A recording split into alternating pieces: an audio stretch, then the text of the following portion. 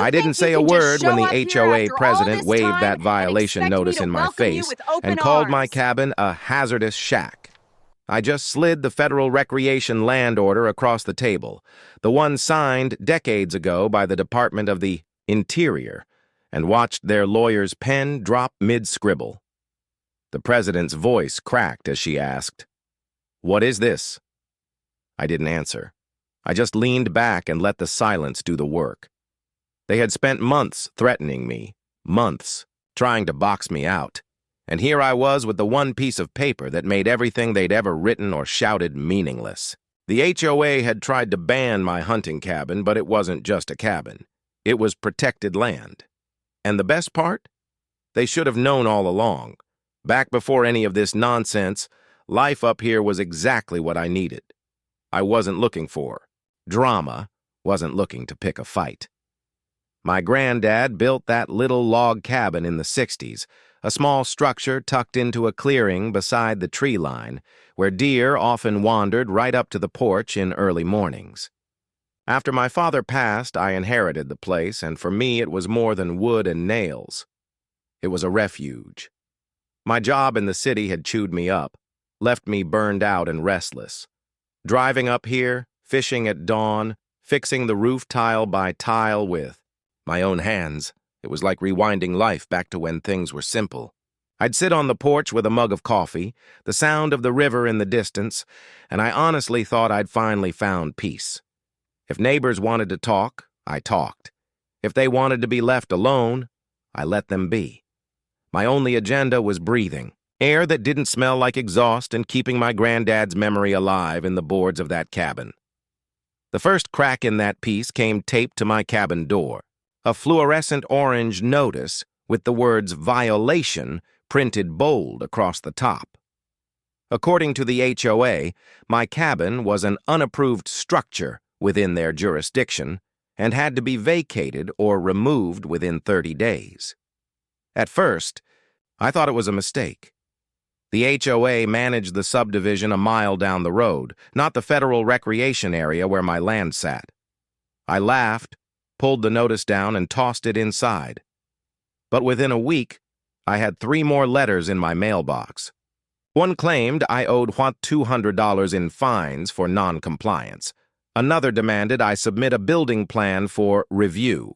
The third threatened legal action if I continued to reside in an unsafe and unsanctioned dwelling. I remember sitting there with the papers spread out on my kitchen table, blinking in disbelief. It wasn't anger I felt, not yet. Just confusion. How could they possibly think they had authority over this? Still, I tried to handle it like a reasonable adult. I wrote back politely, attaching a copy of the deed showing the land was federal recreation property leased through a family trust. I explained that the cabin predated the subdivision, that it wasn't within HOA lines, and that their claim had no merit. I even offered to meet in person. They responded with silence. Then, 2 weeks later, a new notice appeared on the cabin door, this time threatening to escalate to county enforcement. When I called the HOA office, the receptionist chuckled and told me, "Everyone pays eventually." That's when the pit formed in my stomach. They weren't interested in reason. They were testing how much pressure I could take. After that call, I stopped trying to reason. Instead, I started paying attention. I reread the family trust documents, every clause my granddad had tucked into them. I pulled the original land survey, yellowed and crumbling, from the county archives.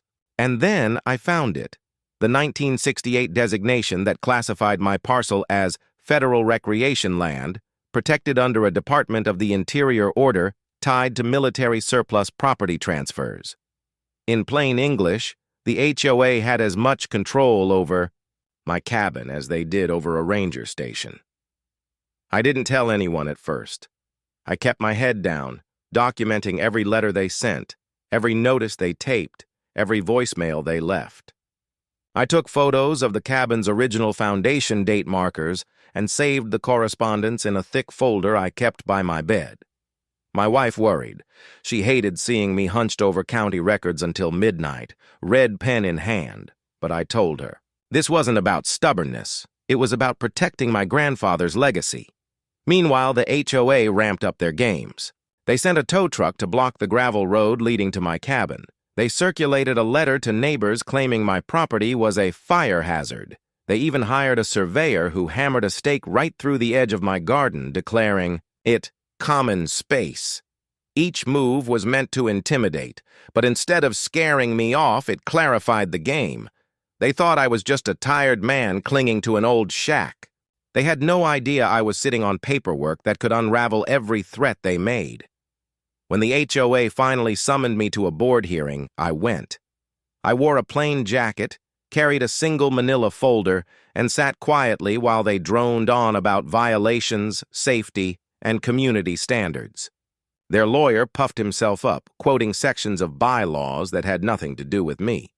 When the president leaned forward and demanded, "Do you have anything to say for yourself before we proceed with removal?" I didn't argue. I didn't shout. I simply opened the folder, pulled out the federal order, and slid it across the table. The room went dead quiet. Their lawyer scanned the first page, flipped the second, and stopped cold at the Department of the Interior seal. His pen slipped from his hand and clattered against the table. This supersedes," he muttered before cutting himself off. The president's face turned the color of chalk. I leaned back and said nothing. The silence was louder than anything I could have shouted. After that, things changed fast. The threats stopped. The notices disappeared. A month later, 2 board members resigned quietly. The president, who once barked at me in the parking lot about non-compliance, started crossing the street whenever she saw me in town. County officials confirmed in writing that the HOA had no jurisdiction whatsoever over my land, and that any further attempts at enforcement would be considered harassment. It was over. Not with fireworks, not with screaming, but with a single document they should have known existed from the start. Now, when I drive up to the cabin, no one blocks the road. No letters clutter my mailbox. Neighbors who once parroted the HOA's lies now give me small nods or avoid eye contact altogether. And me? I sit on that porch with my coffee, watching the river, knowing my grandfather's cabin is safe for as long as I'm breathing. The HOA tried to ban it, but they forgot something critical. You can't erase history with fines and notices. Some legacies are written into the land itself, and mine was untouchable.